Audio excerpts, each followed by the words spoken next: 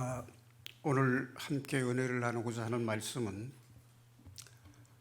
누가복음 21장 34절에서 36절까지 말씀입니다. 신약성경 134페이지입니다. 찾으셨으면 함께 봉독하시겠습니다. 너희는 스스로 조심하라. 그렇지 않으면 방탕함과 술 취함과 생활의 염려로 마음이 둔하여지고 뜻밖의 그날이 덫과 같이 너희에게 임하리라. 이날은 온 지구상에 거하는 모든 사람에게 임하리라. 이러므로 너희는 장차올 이 모든 일을 능히 피하고 인자 앞에서도 서도록 항상 기도하며 깨어 있으라 하시니라. 아멘. 자, 본문 말씀을 먼저 잠깐 상고해 보겠습니다. 삶을 조심하라. 그렇지 않으면 방탕함과 술 취함과 생활의 염려로 마음이 둔하여지고 뜻밖의 그날이 덫과 같이 너희에게 임하리라. 자, 여기 보면 교회 다니는 분들은 대체로 술 취함과 방탕함과는 좀 관계가 없겠지만 생활의 염려로 마음이 둔하여져서 주님 재림하시는 그날을 준비하지 못하고 뜻밖의 덫과 같이 맞이하게 될까 조심하라. 그날은, 주님이 재림하신 그날은 온 지구상에 거하는 모든 사람에게 임하리라. 어떤 분은 깨어있는 사람만이 주님 재림하시는 것을 알 수 있고 볼 수 있다, 그렇게 말씀하는 분도 있는데, 또 다른 구절에는 모든 사람, 전 지구상에 있는 모든 사람들이 주님께서 오시는 것을 다 알 수 있게, 볼 수 있도록 오신다, 이렇게 말씀하는 구절도 있습니다. 자, 그런데 이 장차올 모든 일, 환난을 피하고 주님 앞에 설 수 있으려면 항상 기도하고 깨어 있어야 한다. 항상 기도하고 깨어 있으라.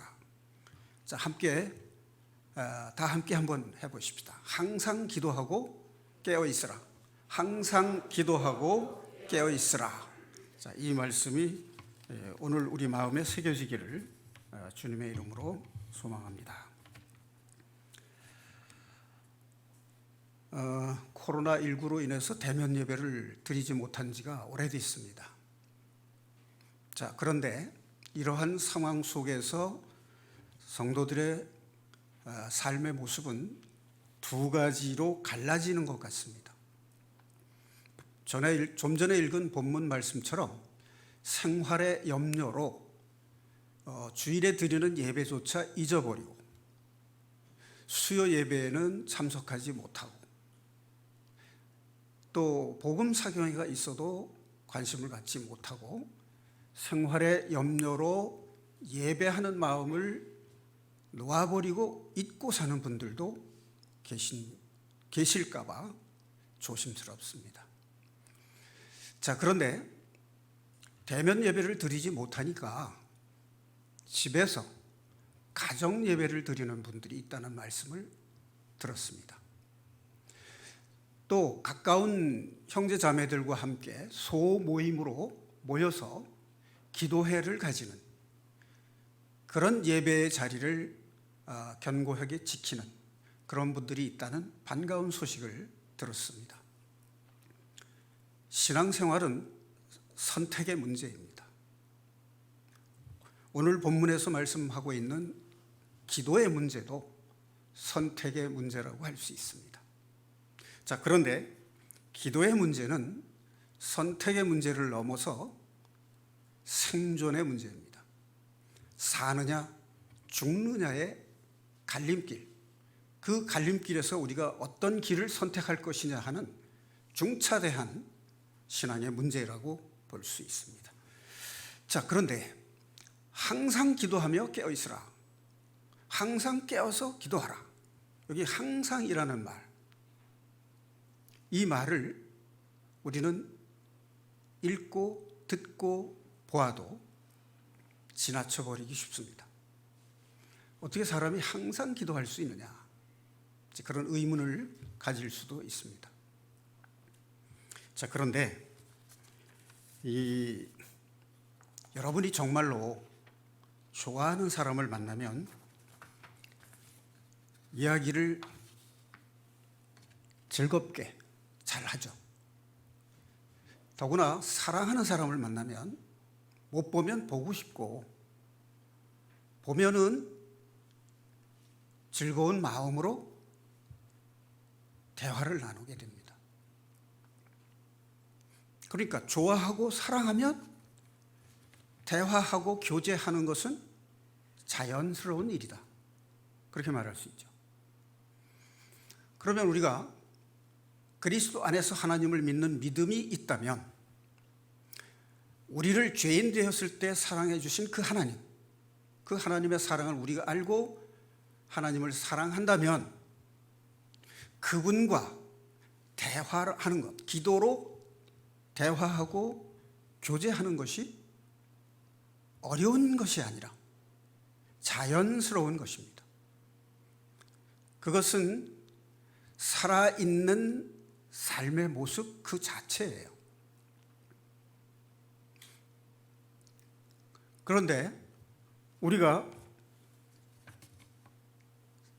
일주일에 한 번씩 만나서 데이트하는 연인 사이를 한번 가정해 봅시다. 여자가 남자에게 무엇인가 선물해 주기를 바라고 있다. 그렇지 않아도 좋아하는 사람이고 사랑하는 사람이니까 때가 되면 선물을 해주고 싶은 마음에서 선물을 할 수 있죠. 그런데 만날 때마다 무엇인가를 기대하고 요구한다면 여러분이라면 어떤 생각이 들겠습니까? 아마 부담스러울 거예요. 그리고 계속 만나야 될지 그만둬야 될지를 고민하게 될 겁니다. 정말로 사랑하는 사람이 교제를 하고 데이트를 하면 상대방을 기쁘게 해주고 싶은 것이 사랑의 마음 아니겠습니까? 자, 그렇다면 우리가 사랑하는 하나님, 그분을 만나서 그분과 가까이 만나서 대화하고 싶지 않다면 그건 사랑하는 사이가 아니죠.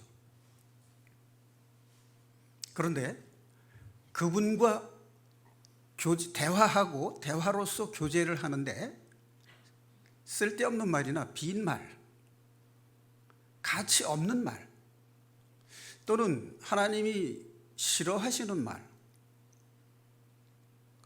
말하자면 시기하고 다투고 차별하고 비난하고 이런 말만 계속한다. 그 얘기 듣는 사람도 짜증나죠. 그러니까 대화를 할 때는, 사랑하는 사람 사이의 대화는 가치 있는 말, 둘이 서로 사랑을 더욱 깊게 할 수 있는 말, 둘이 서로 발전할 수 있는 말, 이런 말들로서 대화를 나누고 교제를 하는 것이 정상입니다. 그게 사귐이죠. 여러분, 이 세상을 살 때 사귀는 사람이 없다. 그러면 아마 혼자라는 느낌을 가지게 되겠죠. 외로움을 느낄 수도 있습니다. 자, 이런 말이 있습니다. 외로움은 누구를 통해서라도 대체할 수 있어요. 내가 혼자 있음이 외로워요. 그 누구라도 나의 외로움을 채워줄 수가 있습니다. 그런데 그리움은 그 사람밖에는 채워줄 수가 없다. 이게 좀 문학적이고 그런 말인데 별 감동이 없으신 것 같아요. 여러분의 반응이 저에게는 큰 힘이 됩니다. 어, 교제할 때 경치가 참 오늘 날씨가 참 좋고 경치가 아름답다 이렇게 말을 했는데 아무 대꾸도 없이 시무룩하게 앉아 있다. 그러면 말할 맛이 날까요? 그러게 말이야. 진짜 이 봄날의 푸르름은 하나님을 예찬하는 것 같아. 이렇게 대꾸를 하면 말한 사람이 말을 한 것보다 듣는 것이 더 기쁜 거예요. 이게 교제고 이게 사귐입니다. 이게 기도의 자연스러운 모습이에요. 자, 오늘 기도의 5단계를 말씀드리려고 합니다. 자, 기도의 5단계에 대해서 우리가 정확하게 읽고 이해해서 잘 알고 있으면 우리가 기도를 잘하는 건가요? 잘할 수 있을까요? 기도의 5단계를 내가 정확하게 이해하고 잘 알고 있다고 또 지적으로 동의하고 있다고 해서 내가 기도의 사람이 되는 건 아닙니다. 기도는 실제 삶이고 영적 호흡이고 영혼의 생명이라는 것입니다. 믿음도 마찬가지입니다. 우리가 복음 사경회를 통해서 들은 죄와 구원의 교리에 대해서 정확하게 이해하고 지적으로 동의하고 공감한다고 해서 그것이 곧 나의 믿음이냐? 물론 지적으로 동의하고 공감해서 마음 깊이 이해하고 있다면 구원받는데 또 그 믿음이 깊어지는데 기본적이고 근본적이고 필수 조건입니다. 그러나 그 자체가 믿음이 아니라는 겁니다.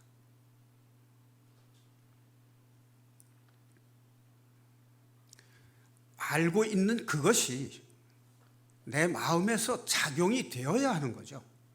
시기하고 다투지 말라 그랬는데 여전히 내 마음속에는 시기하고 다투는 거 하면 안 된다는 거 잘 알아요. 그런데 여전히 내 삶 속에서는 시기하고 다투고 차별하고 그걸 되풀이하고 반복하고 있다면 이것은 지적인 동의와 공감은 되지만 믿음의 모습은 아니다. 맞습니까? 그러니까 우리의 믿음이 믿어진 믿음이고 주님 안에 있는 하나님을 믿는 믿음이라면 그 믿음이 내 삶의 능력이 되어야 된다는 것입니다. 만약 이런 변화가 없다면 하나님의 복음의 말씀이 내 삶에서 나타나지 않는다면 그것은 참 믿음이 아닙니다. 자, 믿음의 첫 단계.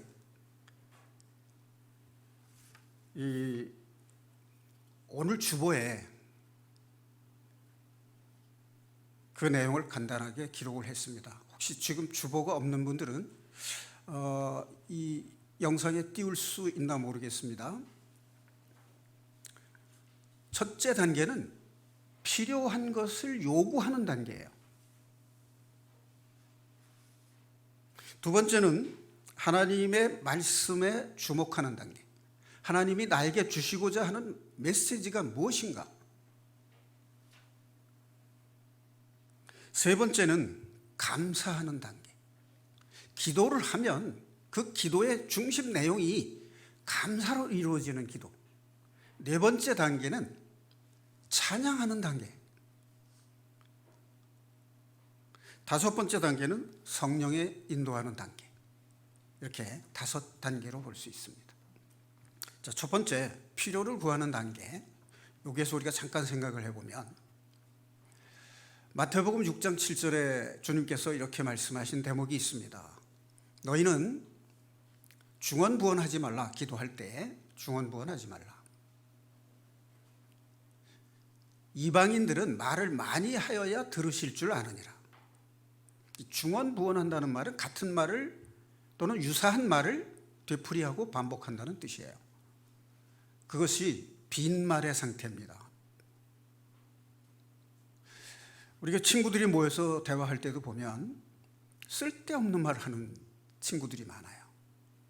좀 가치 있고 건설적이고 유익한 이야기를 대화의 내용으로 하는 그런 대화의 모습이 없습니다. 또 하나, 기도를 하는데 독백으로 하는 기도가 있어요. 하나님이 들으시는지 믿음이 없고 또 응답이 될지 확신이 없는 상태에서 혼자 사람에게 들으라고 중얼거리는 겁니다. 이게 독백하는 기도예요. 그러니까 빈말로 하는 기도라는 게 뭐냐면 성경에 기록된 하나님의 말씀이 아닌 자기의 생각과 감정을 늘어놓는 기도, 이게 빈말의 기도예요. 독백하는 기도는 하나님이 복을 주실 것이라는 믿음 없이 내가 기도하면 응답이 될지 안 될지 확신이 없이 그냥 혼자 중얼거리는 기도, 이건 독백의 기도예요.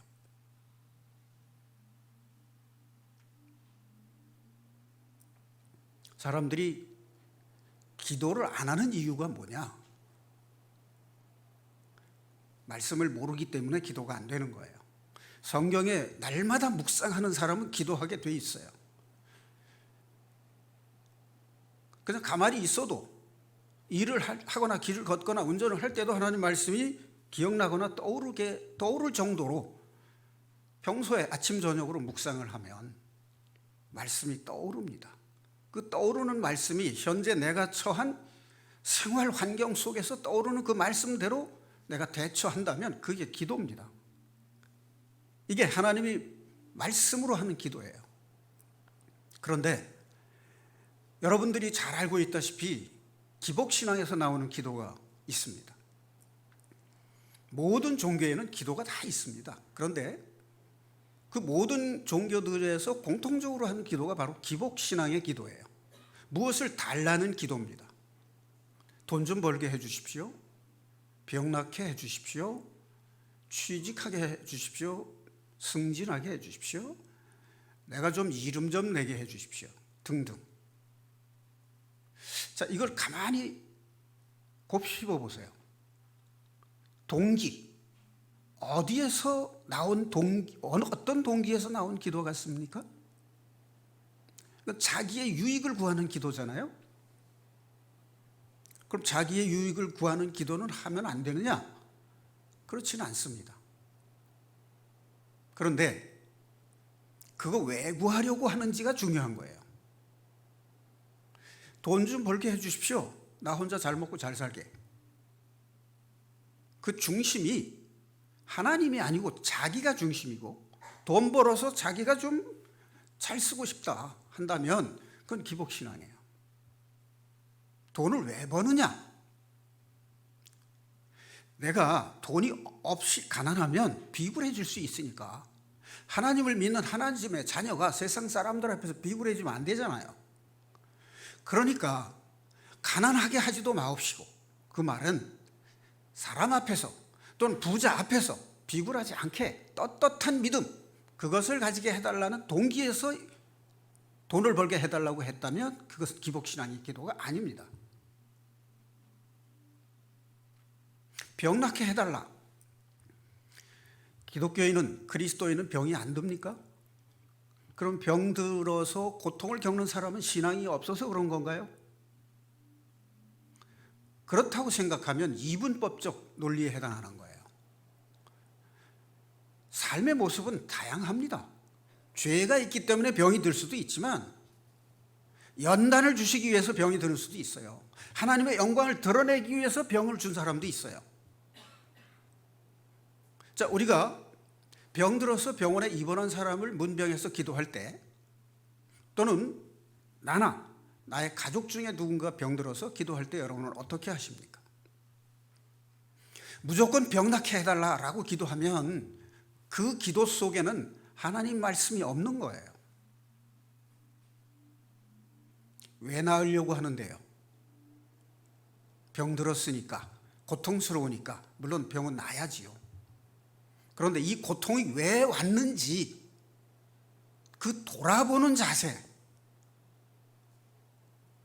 혹시 압니까?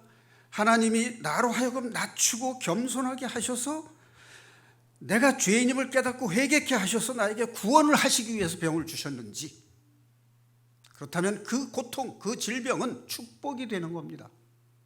그것을 아는 것이 지혜고 그 지혜를 주신 분이 바로 성령께서 주신 거예요. 하나님께서 성령을 통해서 우리에게 일깨움을 주시는 겁니다. 병이 들었으면 병 낫게 해달라, 당장 낫게 해주십시오, 못 견디겠습니다. 이것은 올바른 기도가 아니에요. 하나님, 저에게 이런 질병이 왜 왔는지 가르쳐 주십시오.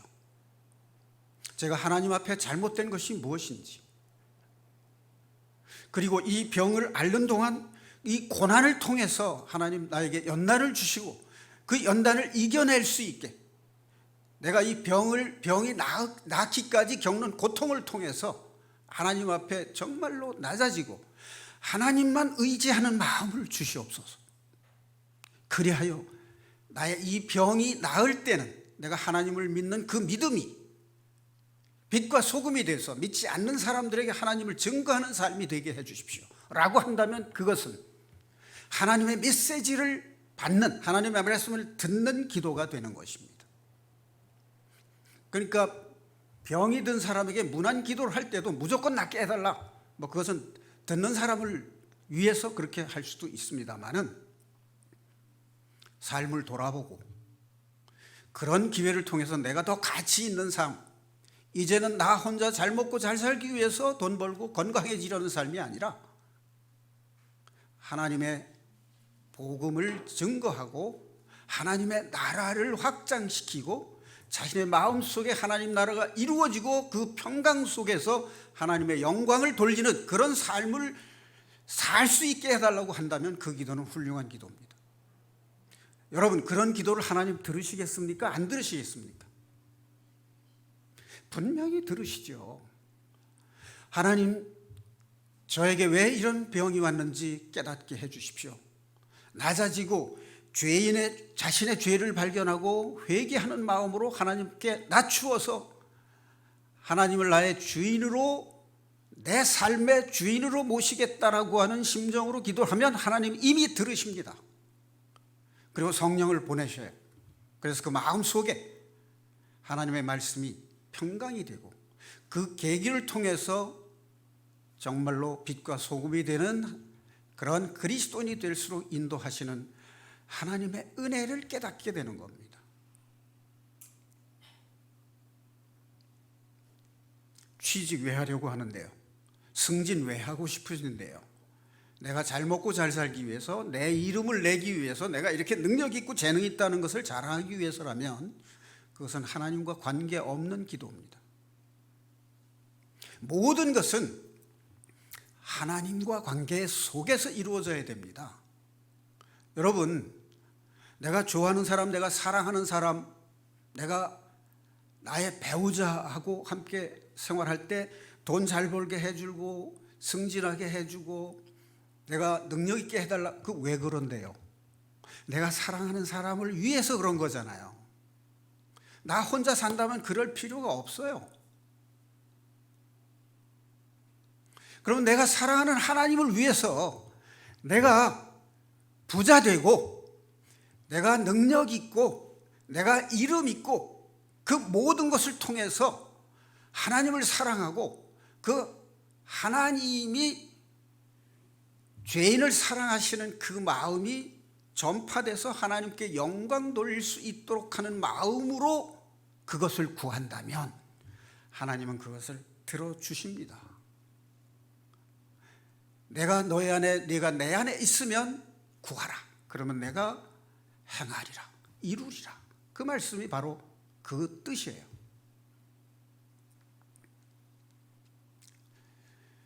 우리 요새 40대 젊은 아기 아빠가 혈액암, 백혈병이 들었어요. 그 온 가족이 비상이 걸렸습니다. 그 아내가 남편의 병 낫게 해달라고 간절한 마음으로 기도를 한다는 얘기를 들었어요. 그런데 그 집 큰아들이, 8살 난 큰아들이 우리 손자에게, 8살 난 손자에게 너 예수 믿어야 돼, 라고 전도를 했다는 겁니다. 여러분, 이 짤막한 이야기 속에 얼마나 간절함이 있었으면 믿지 않던 사람이 남편 병 낫게 해달라는 그 간절함 때문에 그냥 단박에 단숨에 하나님을 믿는 믿음이 생겼어요. 그 기도가 어떤 기도인지 제가 들어본 적은 없습니다. 그러나 그 아들이 친구에게 예수 믿어야 돼라고 말했다는 것을 보아서 그 어머니의 기도가 어떤 기도였는지를 짐작할 수 있지 않겠습니까? 자, 세 번째 단계는요, 감사하는 단계입니다. 자, 지금 제가 말씀드린 것은 빈말이나 독백의 기도가 아니라 내가 바라고 소망하는 그 일을 하나님의 말씀 안에서 구하라 하는 것입니다. 그게 이제 하나님의 메시지를 구하는 기도예요. 그리고 세 번째가 이제 감사하는 기도인데요. 여러분이 상대하는, 마주하고 대화하는 사람이 여러분에게 나는 내가 좋아 라고 하는 표정과 자세로 이야기를 하면 대화할 맛이 나죠. 근데 네가 무슨 말을 하든 난 듣고 싶지 않아. 네가 말하면 난 기분 나빠. 그런 거 표정이나 말하지 않아도 기로 느껴집니다. 기라는 거 여러분 혹시 이해하십니까? 말하지 않아도요, 저 사람이 나를 좋아하는지 싫어하는지 그 느낌으로 알 수 있는 그것이 기예요. 더 이해하기 쉬운 예로 든다면, 고양이가 쥐를 노리고 잡아채려고 노리면 쥐는 고양이의 기를 느낄까요? 못 느낄까요? 느끼죠, 당연히. 생사가 걸린 문제인데 어떻게 못 느낄 수 있어요? 그건 본능적으로 느끼는 거예요. 기도는 천국 문을 여는 열쇠라고 하는 말을 여러분 기억하시죠? 자, 그럼 감사는요, 하나님이 내려주시는 복을 받는 열쇠입니다. 여러분이 선을 베풀었는데 감사하지 않으면 또 선을 베풀거나 또 주고 싶은 마음이 생겨요, 안 생겨요? 감사치 않는 사람에게 주고 싶은 마음이 없는 겁니다. 이건 집에서 자녀를 길러도 그래요. 성숙한 자녀는 작은 걸 베풀어도 감사합니다 라고 말해요. 물론 너무 격을 지켜서 하면 부모와 자식 간에 거리가 생기죠. 그러니까 너무 정중하게 하면 거리가 생기지만 친근하게 감사를 표시하는 것은 예의이고 상대방을 존중하는 마음이 없이는 되지 않는 거예요. 어떤 분은 하나님께 감사하지만 사람에게 감사하지 않는 사람이 있어요. 여러분 어떻게 생각하십니까? 하나님께서 그 사람을 통해서 나에게 선을 베풀었다면 이 감사의 근원은 하나님께 하는 거지만 사람을 통해서 하셨으니까 사람에게도 감사할 줄 알아야죠. 나는 하나님께만 감사하면 돼. 그거는 인간관계, 대인관계를 잘 못하는 것입니다. 다윗의 기도를 보면요, 자기가 지금 고난을 겪고 죽을 고통에 있는데 다윗은 먼저 감사하고 먼저 찬양했어요. 이런 믿음은 하나님을 전적으로 신뢰하는 믿음이에요. 보지 않았지만, 아직 이루어지지 않았지만 하나님께서 이루어 주실 것을 믿고 먼저 찬양하고 먼저 기도하는 거예요. 그게 시편 전체의 일관된 주제입니다. 여러분의 기도가 고난 중에 있을지라도 먼저 감사하고 먼저 찬양하는 기도가 된다면 그 기도는 반드시 응답되고 이루어질 것입니다. 단지 시간의 문제예요. 빨리 이루어질 수 있고 즉시 이루어질 수도 있지만 더디 이루어질 수도 있습니다. 근데 즉시 이루어지는 기적을 맛보고 싶어요, 많은 사람들이. 자, 그런데 이런 경우를 여러분 어떻게 생각하십니까? 무능한 남편 때문에 온갖 고생을 하면서 아들을 기르신 어머니의 새벽 기도, 40년간 새벽 기도를 했는데 기도 응답이 안 돼요. 그런데 어머니가 돌아가신 난 뒤에 그 아들이 깨달음을 얻고 하나님을 인격적으로 만나서 신앙이 생기고 결국 목회자가 됐습니다. 하나님을 믿고자 하는 마음도 없었고 그냥 어머니의 말을 듣지도 않고 불효자였어요. 어머니가 돌아가시고 난 날 어머니의 일기장에서 그것을 발견하고 변화가 된 겁니다. 여러분, 40년 동안 새벽 기도를 한 이 어머니의 기도가 지금 40년 후에 응답이 된 겁니다. 그럼 이 기도는 응답이 안 되는 기도라고 하실 수 있습니까? 기도가 응답이 되지 않는데도 불구하고 끊임없이 계속해서 죽을 때까지 기도하는 게 그게 기도의 능력이에요. 기도의 능력은 당장 응답받는 게 능력이 아니에요. 그건 하나님의 능력이지 내 능력이 아니잖아요. 기도의 능력이란 나의 능력, 내가 기도하는 나의 능력은 응답되지 않는데도 불구하고 끝까지 믿고 계속 기도하는 거. 그게 믿는 자의 기도의 능력이에요. 찬양하는 기도. 여러분이 싫어하는 사람에 대해서 칭찬하고 좋게 말하고 싶은 마음 없을 겁니다. 그런데 여러분이 좋아하고 사랑하는 사람에 대해서는 좋은 점을 얘기해 주고 싶잖아요. 그렇죠? 그런데 껄끄럽고 내가 싫어하는 사람 비난하고 흉보고 비방하는 말을 하고 났을 때 마음이 어떻습니까? 답답하고 찜찜하고 기분이 썩 좋지 않아요. 왠지 뭔가 불쾌하고 불편해요.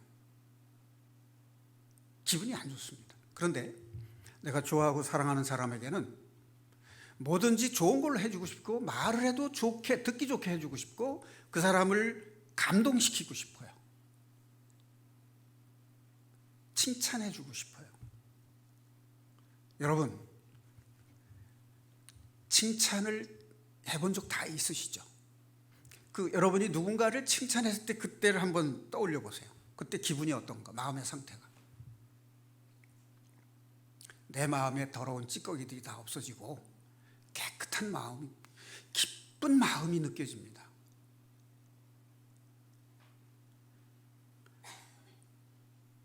시 중에 최고의 으뜸이 되는 시는 찬양시예요. 그래서 시편이 이 세상의 모든 시, 어떤 뛰어난 작품의 시보다도 훌륭한 이유가 바로 찬양시이기 때문에 그렇습니다. 그것도 사람을 찬양하는 것이 아니라 하나님을 찬양하는 시이기 때문에 최고의 걸작이에요. 여러분이 누군가를 칭찬하고 찬양할 때만큼 여러분이 기쁘고 행복할 때가 없을 겁니다.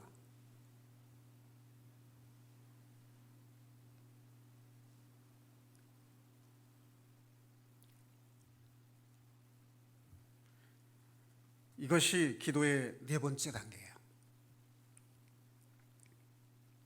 길을 걸을 때나 자기가 일을 할 때나 휴식을 취할 때나 내가 기도하려고 하지 않는데 무슨 생각이 자꾸만 떠올라요. 내가 하려고 하지 않았는데 떠오른다면 이게 주인이 누굴까요? 말씀의 영, 성령께서 나로 하여금 기도하게 하는 겁니다. 평소에 말씀을 밤낮으로 묵상하는 사람은요, 가만히 있을 때 기도하려고 하지 않는데 말씀들이 떠올라요. 파노라마처럼 지나갑니다. 이게 성령으로 하는 기도예요. 성령께서 내가 무엇을 할 것인가를 보여주시는 거예요.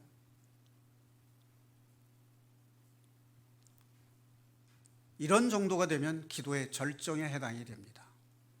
이런 사람에게는 하나님의 기적이 나타나는 거예요. 이것은 깊은 기도고 높은 수준의 기도입니다.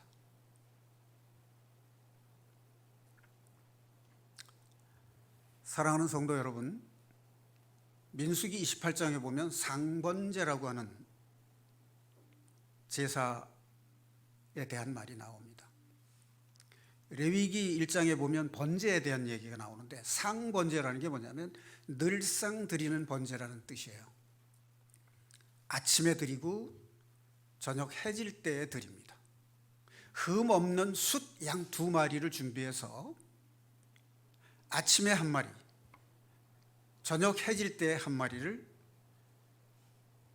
번제로 태워서, 전부 태워서 드리는 제사입니다.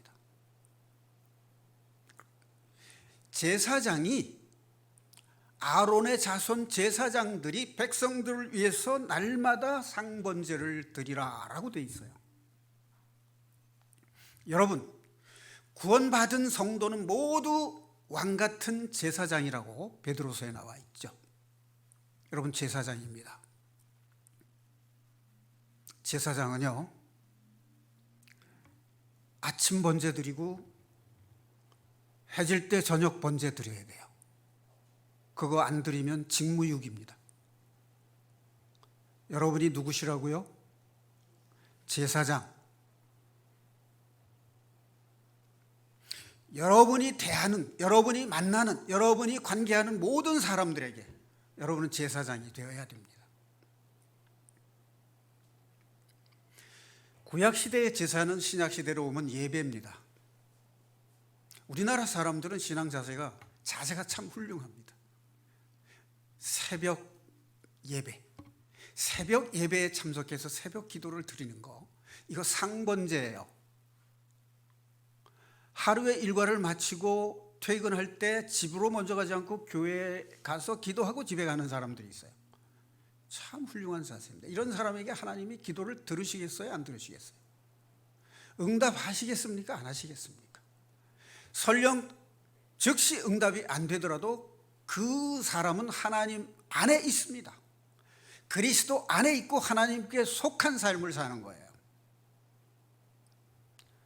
사랑하는 성도 여러분, 여러분이 죄를 이기는 비결, 그 비결을 얻고 싶죠? 저도 그렇습니다. 자, 그런데 성경적으로 죄를 이기는 비결이 뭘까? 그거는요, 죄와 싸우는 것이 아니라 빛으로 나오는 것입니다. 빛 가운데로 나오는 거예요. 죄와 싸우면 백전백패입니다. 왜? 죄의 뒤에는 사탄이 있기 때문에, 마귀 사탄이 있기 때문에. 그러나 빛 가운데로 나오면 거기 누가 계셔요? 예수님이 계시잖아요. 예수 그리스도 계신인데 그 안으로 나오면 죄를 넉넉히 이기죠. 사탄을 이기시고 죄를 이기셨잖아요, 주님께서. 자, 이것은 무슨 말이냐 하면, 기도하지 않는 사람, 그 마음에 하나님의 말씀이 없는 사람, 그런 사람하고 교제하고 사귀면 죄 이길 수 없어요. 그 마음에 기도가 있는 사람, 그 마음에 하나님의 말씀이 살아있는 사람, 그 마음에 감사가 있는 사람, 그 마음에 찬송이 있는 사람, 그 마음에 자신을 비우고 성령이 주인이 된 사람, 그런 사람과 대화를 나누고 그런 사람과 교제하고 그런 사람과 사귀는 사람은 죄를 이길 수 있습니다. 왜냐? 그곳에 두세 사람이 모인 곳에, 교제하는 곳에 성령이 함께 하시기 때문입니다. 여러분들은 어떤 사람을 사귀고 싶으십니까? 그 마음 안에 하나님의 말씀이 살아있고 그 마음 안에 주님이 주인 되신 그런 사람과 대화하고 교제하고 사귀고 싶지 않으십니까? 요한계시록 3장 20절 아시아 7교회 중에 라오디게아 교회에 책망을 하시고 징계하고 회개하라는 말씀을 하신 뒤에 나오는 말씀이 뭐냐면 3장 20절 말씀이 볼지어다 내가 문 밖에 서서 두드리노니 내가 문을 열면 들어가 너와 더불어 먹고 넌 나와 함께 먹으리라. 여러분은 이 말씀을 읽을 때, 이 말씀을 들을 때 여러분은 어떤 생각을 하십니까? 나는 이미 문을 열었다. 그래서 주님이 내 안에 계시다. 자신 있게 말할 수 있습니까? 구원을 받았으니까, 성령을 받았으니까 나는 문을 열었고 주님은 내 안에 계시다. 그 말은 맞아요. 그런데 양심적으로 여러분이 일상적 신앙생활 속에서 주님이 내 안에 계시는지, 외출하셨는지, 혹시 장기 외출하지 않으셨습니까? 외출했다 돌아오셔서 문을 두드리는데 여러분들이 문 두드리는 소리를 못 듣고 있어요. 두드리는 소리를 들었는데 좀 예수님이 안 들어오셨으면 좋겠어. 그래서 안 열어드리는, 혹시 그런 상태는 아닌가요? 내가 여러분을 불편하게 해드리고 싶어서 이 말씀을 드리는 게 아닙니다.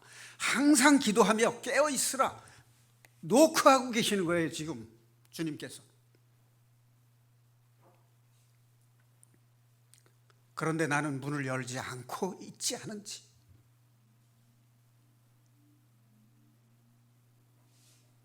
마음의 문을 여셔야 됩니다. 내가 교제를 하고 싶어서 이렇게 대화를 청하면 마음 문을 열지 않는 분들이 참 많이 있어요. 물론 저를 잘 모르고 저와 친하지 않기 때문에 그렇겠죠.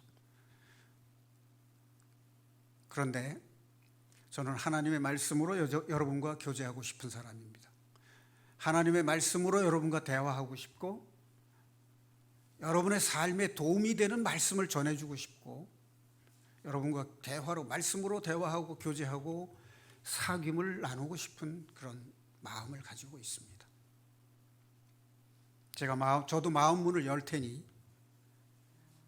형제 자매님들도 마음 문을 여시고 그리스도 안에서 하나님의 말씀으로 교제하고 대화하고 사귀는 그런 사람들이, 그런 형제 자매들이 되시기를 주님의 이름으로 축원합니다. 자, 한 말씀 더 드릴게요. 역대상 4장에 보면 9절 10절에 야베스의 기도가 나와요. 그런데 거기에서 하나님께서 복을 주시려거든, 이거 기억하세요. 복을 주시려거든 지경을 넓혀주시고 근심이 없게 하시고 환난에서 벗어나게 하소서. 여러분은 이 말씀을 어떻게 읽으십니까?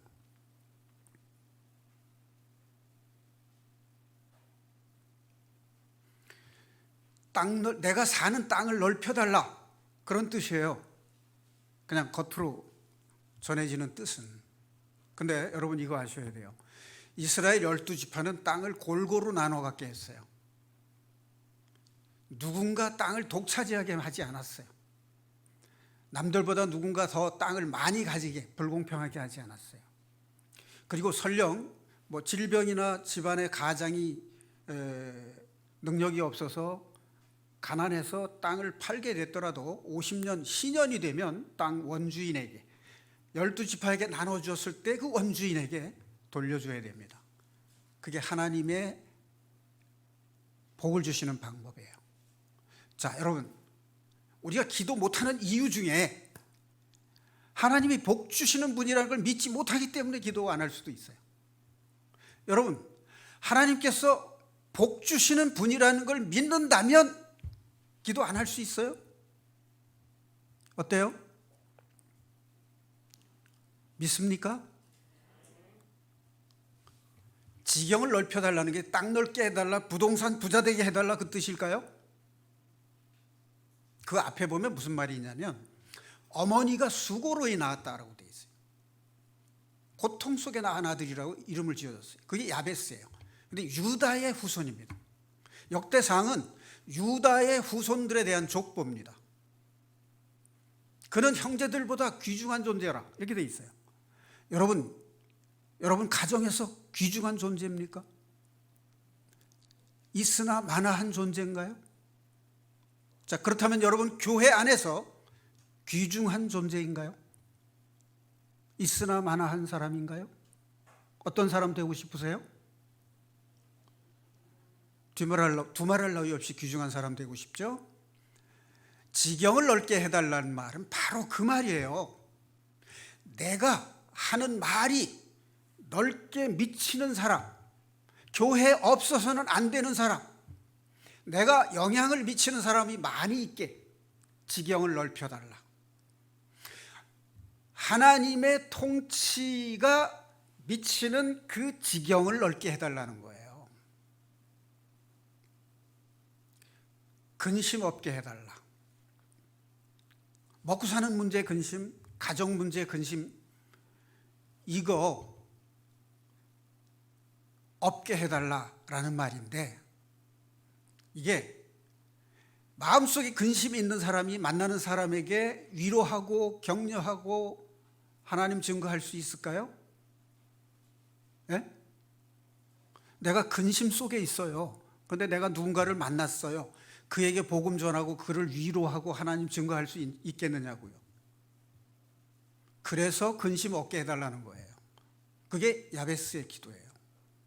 그냥 문맥 그대로 읽고 야베스도 이런 기도 했지 않냐 이렇게 생각하시면 곤란합니다. 하나님의 말씀은 그 속에 하나님 말씀하시고자 하는 깊은 뜻이 있어요. 그래서 묵상하고 성찰하라는 거예요. 여러분, 내가 하나님을 믿는 믿음으로 살면 고난과 연단과 환난이 없을까요? 좋은 일 하는 사람 그냥 안 둬요. 세상 사람들이 시기하고 질투하고요. 내 훌륭한 신앙생활을 하려고 해도 판단하고 비난이 와요. 하나님을 증거하는데 환난이 없을 수가 있어요. 그러나 그 환난이 없게 해달라는 그 말이 무슨 뜻일까요? 넉넉히 이길 수 있게 해달라는 거예요. 환난 없어지게 해달라는 게 아니고 환난이 와도 내가 그것을 넉넉히 이기고 넘어설 수 있는 믿음, 두려움 없고 담대한 믿음을 달라, 그런 기도입니다. 여러분이 이러한 기도의 경지에 들어가서 하나님과 가까이 친교를 나누고 사귀는 관계, 그런 아버지와 자녀와의 관계가 됐으면 여러분 얼마나 기쁘고 행복하고 자랑스럽겠습니까?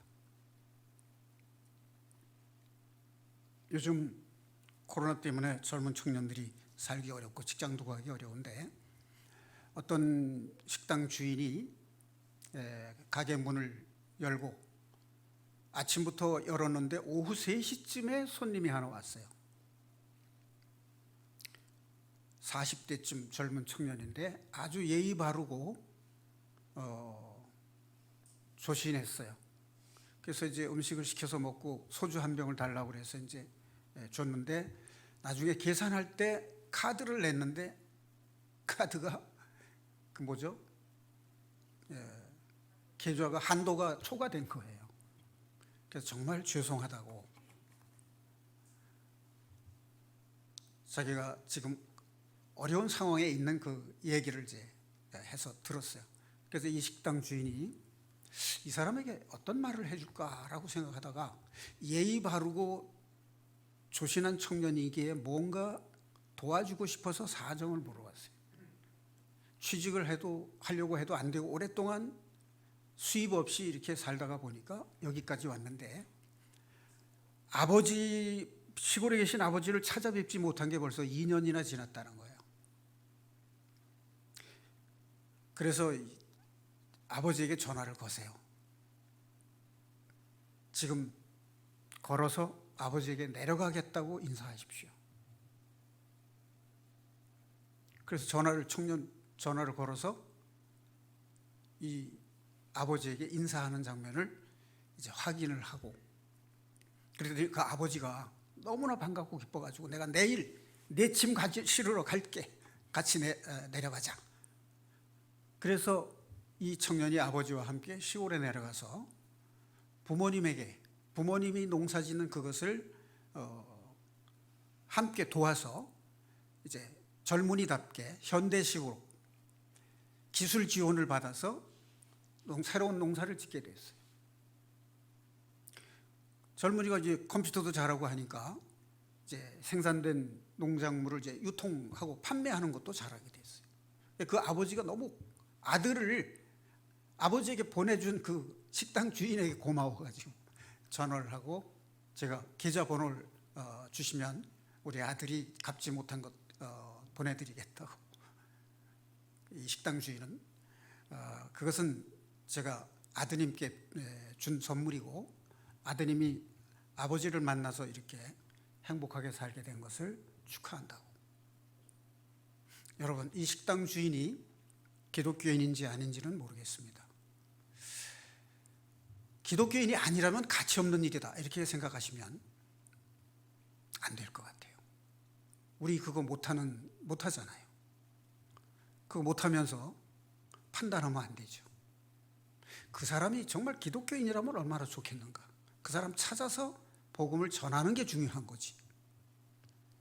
자, 우리 이런 이야기를 들을 때 우리 마음속에 하나님의 감동이 밀려와서 내 삶이 그런 식당 주인이 베푼 사소한 선행과 같이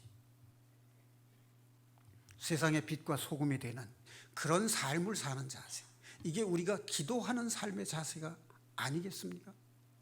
기도자의 삶이 아니겠습니까? 여러분의 신앙생활 속에서 이런 기도의 단계가 점점 높아져서 하나님을 가까이 모시고 하나님과 사귐이 있는 고귀한 삶을 사는 하나님의 거룩한 백성들이 되시기를 주님의 이름으로 축원합니다.